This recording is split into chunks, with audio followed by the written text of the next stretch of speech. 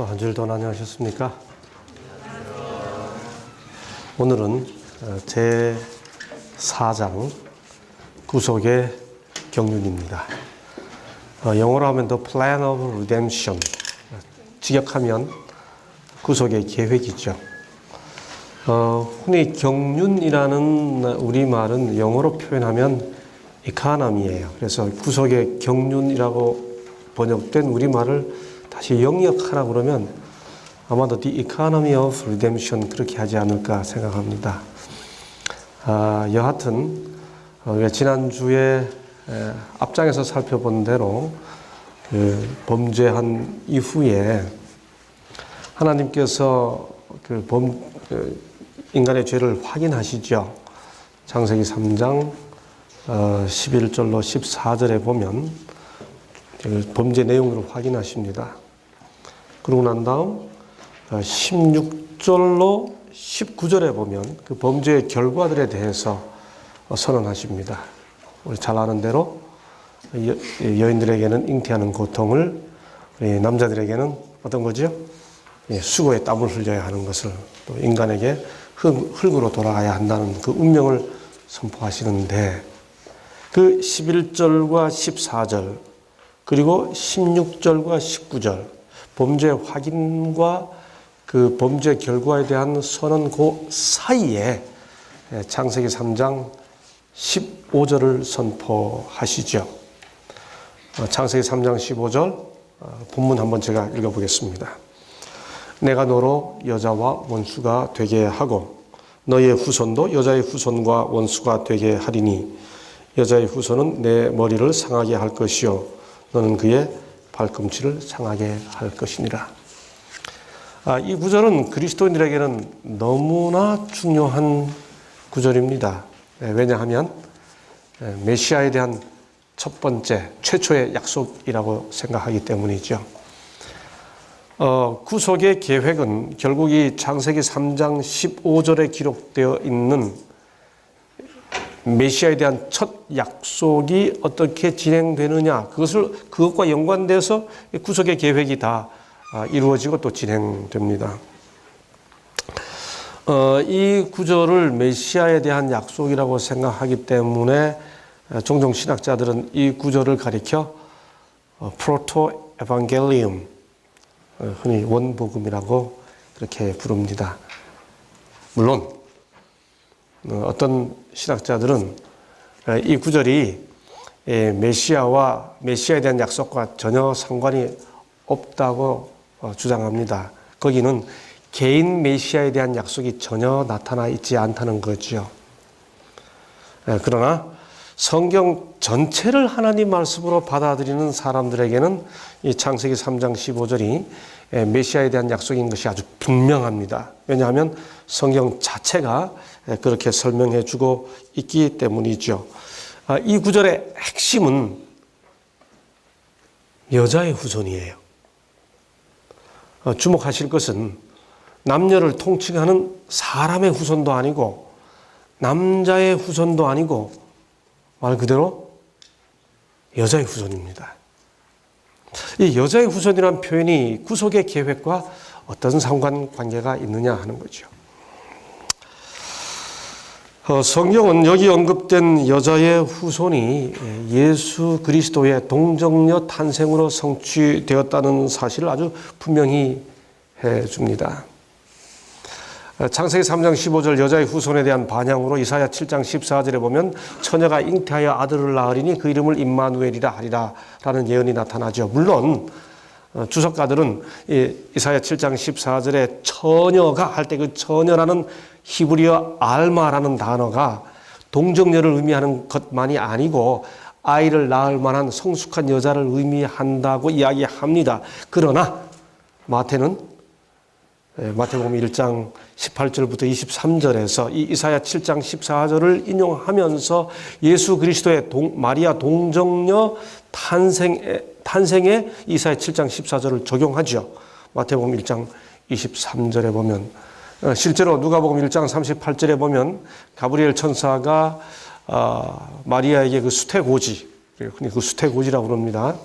이제 아이를 낳게 될 것이라는 사실을 알려주었을 때 마리아의 반응을 그렇게 기록하고 있죠. 누가복음에 내가 아직 사내를 알지 못하는데 어찌하여 이런 일이 내게 있겠습니까?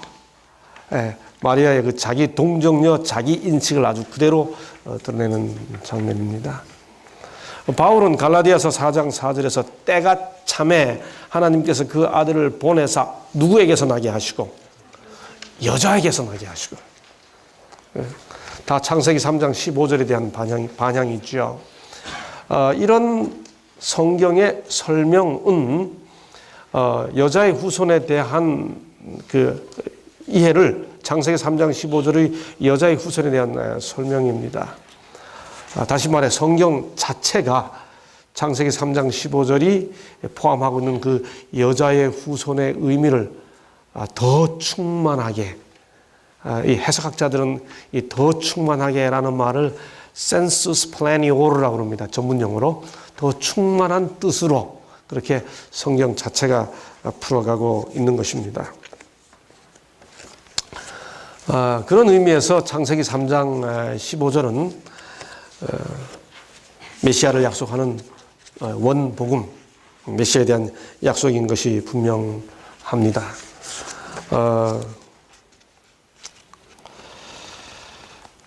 그렇다면 결국 메시아에 대한 최초의 약속이 창세기 3장 15절에 나타나 있는 것이고, 그렇다면 하나님께서는 16절부터 19절에서 인간에게 범죄의 결과를 선언하기 전에 3장 15절에서 복음을 먼저 선포해 주신 것이 되는 겁니다.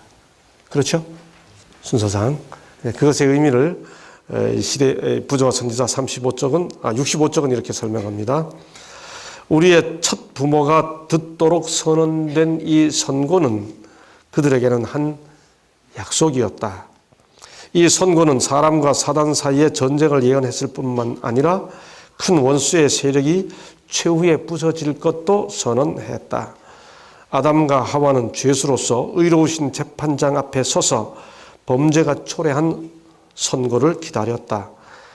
그러나 그들의 운명이 될 수밖에 없는 이 수고와 슬픔의 생활이나 흙으로 돌아가야 한다는 선고를 듣기 전에 그들은 그들에게 희망을 주는 말씀을 들었다. 하나님은 범죄의 결과를 선포하시기 전에 희망의 복음을 먼저 선포해 주신 것입니다. 왜 여자의 후손일까요? 왜 원복음이 꼭 여자의 후손으로 선언되어야만 할까요?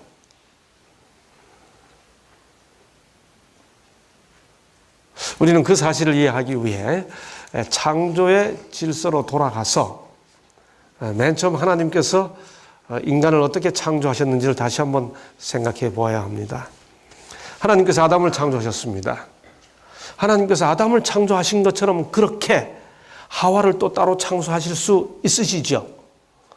우리가 두 번째 장에서 제2장의 창조에서 우리가 이미 살펴보았습니다. 그런데 그렇게 하지 아니하시고 아담의 일부분인 아담의 갈빗대로 여자를 창조하셨습니다. 여자가 남자에게서 난 거죠. 그렇기 때문에 인류의 창조 질서를 보면 인류의 근원은 남녀가 아니고 누굽니까? 누구예요? 남자입니다. 그런데 그 인류의 근원인 남자의 범죄에 대해 성경이 뭐라고 말하고 있는지를 이해해야 합니다. 로마서 5장 12절에 보면 이러므로 한 사람으로 말미암아 죄가 세상에 들어오고 이렇게 말합니다. 여러분, 남자와 여자 중에 죄는 사실 누가 먼저 지었어요? 예? 여자가 먼저 지었죠. 근데 로마서 5장 12절에서 이러므로 한 사람으로 말미암아 죄가 세상에 들어오고, 다시 말해 세상에 죄를 들어오게 한 그 한 사람의 죄가 먼저 죄를 지은 하와의 죄예요? 남자인 아담의 죄예요? 그 한 사람이 누굽니까? 아담이에요. 왜 죄를 먼저 지은 죄는 하와가 먼저 지었는데 세상에 죄를 들여온 죄를 그 한 사람은 아담일까? 이유는 그가 인류의 근원이기 때문입니다. 인류의 근원인 그 아담이 범죄함으로 말미암아 인류의 근원이 망가져 버린 것이죠. 아담의 범죄로 인해 그를 근원으로 하는 인류의 창조 질서가 망가져 버렸습니다. 그러하기에 이제 인류는 남자와 상관없이 새롭게 시작되어야 하는 겁니다. 그게 뭐예요? 여자의 후손입니다. 어떤 사람들은 이 예수의 동정녀 탄생, 이 여자의 후손의 성취로서의 예수의 동정녀 탄생을 어떤 영웅 탄생 설화와 비슷한 종류의 것으로 이야기합니다. 실제로 각 나라와 국가마다 건국 시조, 나라를 세운 그 건국 시조의 탄생 설화가 있어요. 일본 같은 경우에는 그 시조가 하늘에서 내려왔습니다. 그래서 일본의 왕이라 안 부르고 뭐라고 불러요? 천황. 그런 설화를 천손, 하늘의 후손이다. 천손 설화라고 합니다. 또 우리나라의 고구려의 고주몽이나 신라의 박혁거세 같은 경우는 그들이 다 어디에서 태어났어요? 아래에서 태어났어요. 이런 설화를 가리켜 아래에서 태어났다 그래서 난생설화 그렇게 말합니다. 이렇게 그 건국 시조와 관련해서 영웅들의 탄생 설화가 있어요. 그래서 예수의 동정녀 탄생을 마치 그런 종류의 것이다 라고 이야기하는 사람들이 있습니다. 그러나 예수의 동정녀 탄생은 절대로 그런 설화의 류가 아닙니다. 그것은 인류의 구속을 위한 하나님이 계획하신 경륜입니다. 여자의 후손이 예수의 동정녀 탄생에 대한 약속이기 때문에 뱀의 후손이 여자의 후손의 발꿈치를 상하게 한다는 말은 그렇게 태어난 예수 그리스도의 십자가 고난을, 그리고 마침내 여자의 후손이 뱀의 후손의 머리를 상하게 한다는 말은 예수 그리스도의 최종적인 승리를 가리키는 부활과 재림 등등을 의미하는 것으로 이해할 수가 있습니다. 여러분, 이 여자의 후손이 하나님으로 말미암아 아담과 하와에게 선포되었을 때 아담이 그 말을 이해했을까요? 여자의 후손 하고 하나님께서 말씀해 주시니까 정말 그게 프로토 에반겔리움, 그게 정말 원복음이라면 그 복음의 의미를 아담이 이해했을까요? 예, 아담이 이해하고 그 사실을 받아들였다는 증거가 3장 20절에 있습니다. 그 증거가 아담이 그 아내의 이름을 뭐라 지었어요? 하와라 지었습니다. 여러분 기억하십시오. 여자의 이름 하와라는 이름은 제2장에서 이야기한 것처럼 하나님이 여자를 창조하시고 아담이 눈 뜨자마자 하도 감격해서 하다가 가까이 다가오는 것을 보고 너무 고마워가지고 와 해가지고 하와라고 불려진 게 아니에요. 하하하하. 하와라는 이름은 하나님께서 창조하신 다음에 하나님이 붙여준 이름도 아니에요. 하와란 이름은 아담이 범죄한 이후에, 그것도 창세기 3장 15절에 하나님께서 여자의 후손이라고 하는 약속을 선포하신 이후에, 그것을 듣고 난 이후에 아내의 이름을 아담이 하와라고 지어준 거예요. 여러분, 그런데 하와란 이름의 뜻이 뭡니까? 예, 거기 그 본문 자체가 설명해 주고 있는 것처럼 산자의 어미라고 해설을 해주고 있죠. 근데 그 단어의 문자적 의미는 생명입니다. 왜 아담이 바로 그때 아내의 이름을 생명이라고 지었을까요? 왜 그렇게 했을까요? 그것은 하나님께서 3장 15절에서 여자의 후손을 약속하셨기 때문에 이제 인류의 새로운 질서는 나와 상관없이 내 아내로 말미암아 여자의 후손으로 말미암아 새로운 질서가 이루어지는구나 라고 하는 사실을 받아들이고 그 여자의 후손의 어미가 되기를 바라는 마음으로 그 자기 아내의 이름을 뭐라고 지은 거예요? 생명이라고.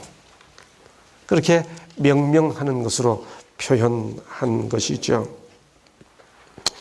그런 의미에서 그 3장 20절에 본문에 나타나 있는 해설인 모든 산자의 어미라는 말은 단지 아담의 후손으로 시작될 모든 인류의 어머니다 그런 의미라기보다는, 다시 말해 아담의 후손의 어미라는 뜻이라기보다는 여자의 후손의 어미, 모든 산자, 여자의 후손으로 말미암아 살게 될 자들의 어미라는 뜻으로 불려졌다고 이해하는 것이 오히려 문맥과 잘 어울린다고 생각합니다.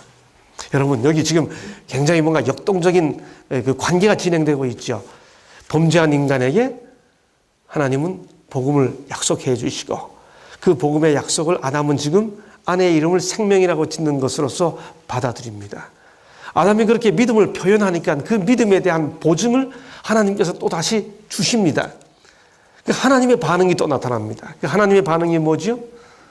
3장 21절에서 그렇게 믿은 아담의 믿음에 대해 하나님이 인증하시고 보증하신다는 뜻이 나타나는데, 바로 그것이 21절에 여호와 하나님이 아담과 그 아내를 위하여 뭘 지어 입히시니라? 가죽옷. 여러분, 가죽옷은 반드시 전제되는 개념이 뭐예요? 네? 죽어야 돼요. 뭐가 죽어야 됩니까? 양이란 말이 거기 없어요. 짐승이 죽어야 돼요. 그렇죠? 여기 최초의 짐승의 죽음이 있습니다.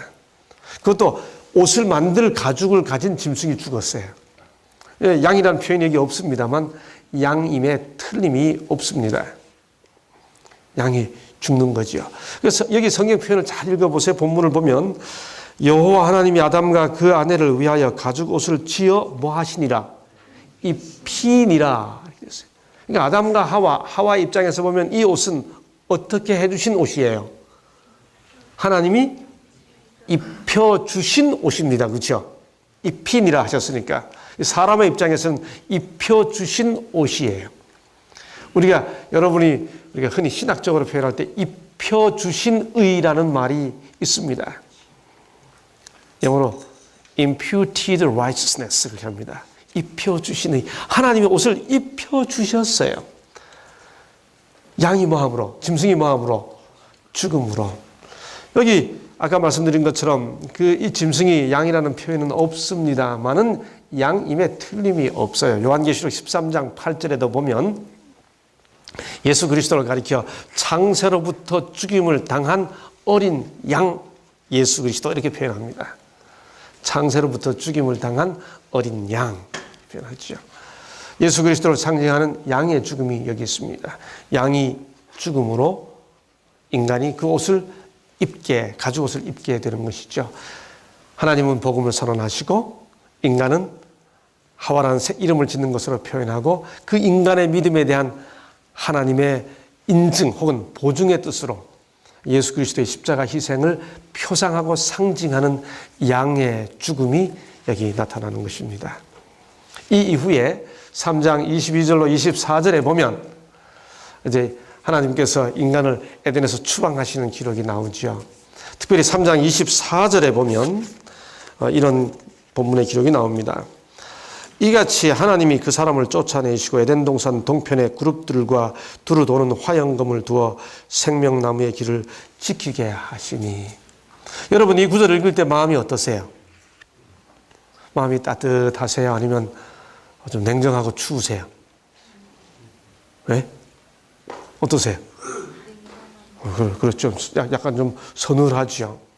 사실 이 장면을 그리는 수많은 성화들이 다 어떻게 그리고 있는가 하면 에덴 동산에서 추방되는 아담과 하와의 모습을 고개를 숙이고 이렇게 비참하게 이렇게 하고 뒤에 이 불칼을 든 천사들이 이렇게 이 아담과 하와를 쫓아내는 그런 모습으로 이 장면을 그리고 있어요.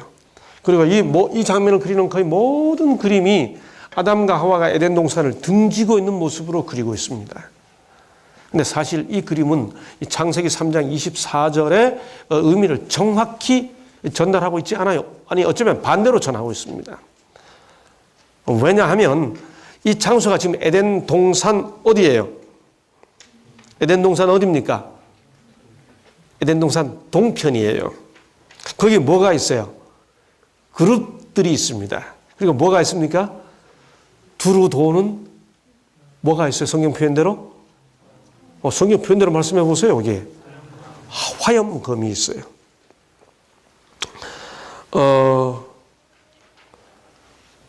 이 구절을 읽을 때 우리가 주목해야 할 중요한 단어가 하나 있는데 바로 그것은 그룹이라고 하는 단어입니다.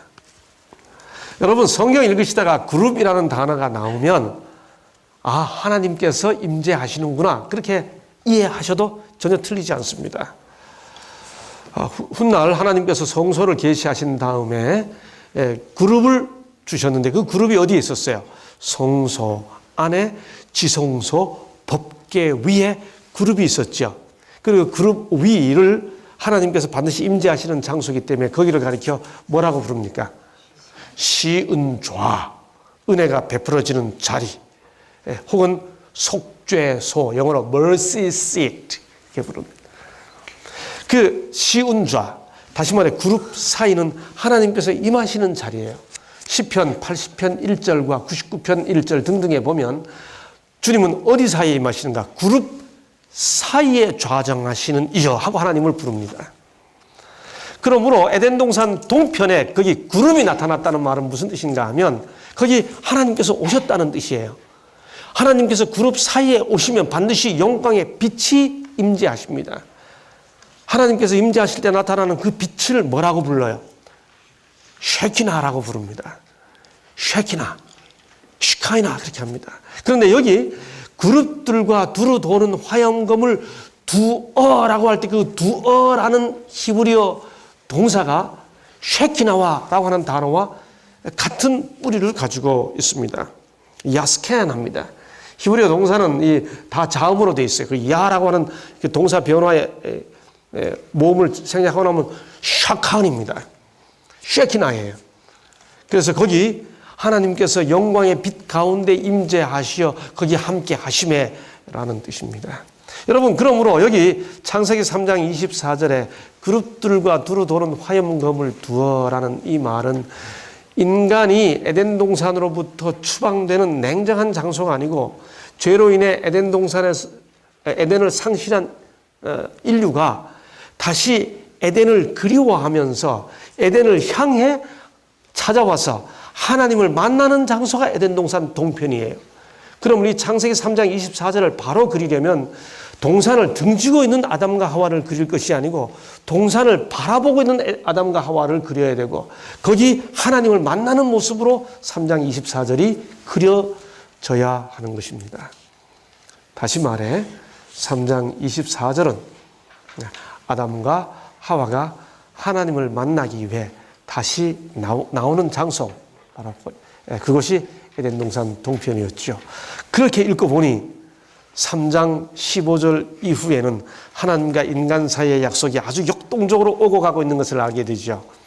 하나님은 복음을 허락하시고 인간은 것을 믿고 하나님은 인간의 믿음에 대해 양 가죽옷을 해 입히심으로 보증해 주시고 다시 에덴 동산 동편에서 인간은 그리로 나오고 하나님은 거기 임재하시어 영광의 빛 가운데서 다시 만나면서 소망을 확인하고 있는 모습을 보게 됩니다. 부조 선지자의 다음 같은 설명들이 그 내용을 확인해 줍니다. 사람의 타락 후에 생명나무를 지키도록 즉시 거룩한 천사들이 명령을 받았다. 이 천사들 주위에는 번쩍이는 칼 모양의 광선이 번쩍였다. 칼이 지킨 게 아니고요. 칼 모양의 광선입니다.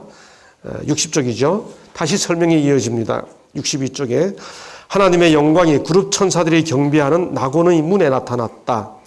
하나님의 영광이 그룹 사이에 나타났으며 후에는 이것을 세키나라 불렀으며 이스라엘 예배의 중심인 지성소 안에 거하였다.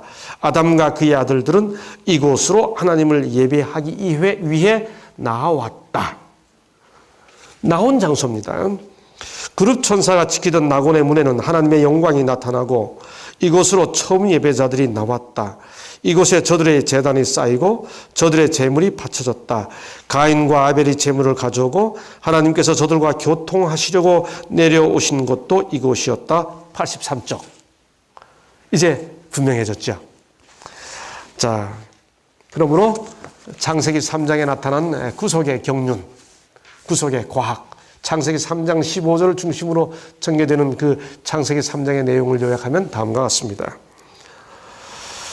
인간의 범죄 후에 하나님은 15절에서 먼저 여자의 후손을 약속하십니다. 그리고 인간은 3장 20절에서 여자의 이름을 생명이라고 짓는 것으로서 그 믿음의, 그 약속에 대한 믿음을 고백합니다. 그 인간의 믿음에 대한 보증으로 하나님은 21절에서 가죽옷을 해 입히십니다. 그리고 24절에서 하나님과 인간은 다시 에덴으로 돌아갈 희망을 꿈꾸면서 다시 영광의 빛 가운데서 만납니다. 그런데 부조 선지자에는 바로 이렇게 진행되는 이 구속의 경륜, 이 땅에서 진행되고 있는 이 사건에 대해, 이 진행에 대해 또 다른 차원에서 자세한 아주 드라마틱한 역동적인 설명을 제공해 주고 있습니다. 그것은 뭔가 하면 인간의 타락이 가지고 온 이 하늘에서의 장면, 그것을 바라보고 있는 우주의 장면을 설명해 주고 있는 것이지요. 그렇습니다. 하나님의 통치는 지구에만 제한된 것이 아니고 온 우주에 해당되는 것이기 때문에 이 사건들이 진행되고 있을 때 그것을 바라보고 있는 우주 거민들, 우주의 관심사에 대한 설명이 틀림없이 있겠죠. 그런 장면들이 전개되고 있고요. 그래서 굉장히 많은 분량을 그 설명에 할애하고 있습니다. 그리고 진정 창세기 3장 15절이 메시아의 탄생과 고난과 승리에 관한 예언이라면 그것을 받아들이는 예수 그리스도의 심정에 대한 묘사, 특별히 그것을 아버지와 아들 사이에 진행된 어떤 의논이라고 하는 차원에서 스가랴 6장 13절 14절에 나타나 있는 그 구절을 인용하면서 아버지와 아들 사이에 인류의 구속을 위한 의논이 진행됐다고 하는 것을 전제로 그것을 평화의 의논이라고 부릅니다. 이 사건들이 단지 땅에만 국한된 것이 아니고 다시 말해 인류의 구원을 위한다고 하는 것만으로 제한되지 않고 온 우주에 하나님의 공의를 드러내는 조치였다고 하는 사실을 전제로 다음과 같은 설명이 진행됩니다. 68쪽 구속의 경륜에는 사람을 구원하는 일보다 더 광범위하고 깊은 목적이 있었다. 그리스도께서는 이 일만을 위하여 세상에 오시지 않으셨다. 굉장히 중요한 관점이죠. 그분께서 오신 것은 온 우주 앞에 하나님의 품성을 옹호하시기 위해서였다. 그죠? 대정죄 차원입니다. 죄를 처리하시는 하나님의 공의를 우주 앞에 옹호하는 그런 측면이 있다고 하는 거죠. 다시 69쪽입니다. 사단은 하늘에서 추방되었을 때 이 지구를 그의 나라로 삼으려고 단호히 결심했다. 아담과 하와를 유혹하여 그들을 정복하였을 때 그는 이 세상이 그의 소유물이 되었다고 생각했다. 그러나 하나님께서는 자신과 동등이신 당신의 귀하신 아들을 주셔서 죄의 형벌을 담당하게 하심으로 그들이 그분의 은총을 회복하고 그들의 에덴 본향으로 돌아갈 수 있는 길을 마련하셨다. 그 다음 하늘에서 시작된 대쟁투는 사단이 자기의 소유라고 주장하는 바로 이 세상에서 결판날 것이었다. 다시 말해 구속의 계획은 잃어버린 인류를 구원하는 것뿐만이 아니고 온 우주에 하나님의 의로우심과 사랑을 옹호하고 드러내는 차원으로까지 전개된다고 하는 설명입니다. 오늘의 장을 요약합니다. 창세기 3장 15절은 메시아의 탄생을 약속하는 원복음입니다. 하나님은 인류에게, 범죄한 인류에게 그들의 운명을 선언하기 전에 이 약속을 먼저 주셨습니다. 그리고 하나님께서는, 우리 주님께서는 여자의 후손으로 오셔서 사단과 싸우시며 마침내 승리할 것을 이 원복음은 약속해 주고 있습니다. 이 약속은 사람을 위한 것일 뿐만 아니라 온 우주에 하나님의 사랑과 공의에 대한 증거가 될 것입니다. 우리 주님께서 이 구속의 계획을 세워주시고 함께 당신 자신을 들이셔서 이 일이 가능하도록 약속하시고 허락해 주신 것입니다. 감사합니다.